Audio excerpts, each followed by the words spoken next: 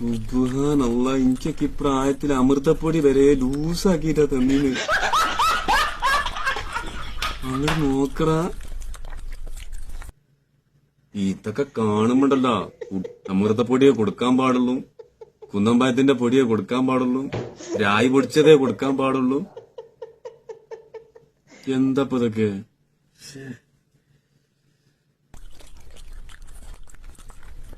ഒന്ന് വാരി കൊടുക്കണം കൂടില്ലടാ, അവനെടുത്ത് തിന്നണേ.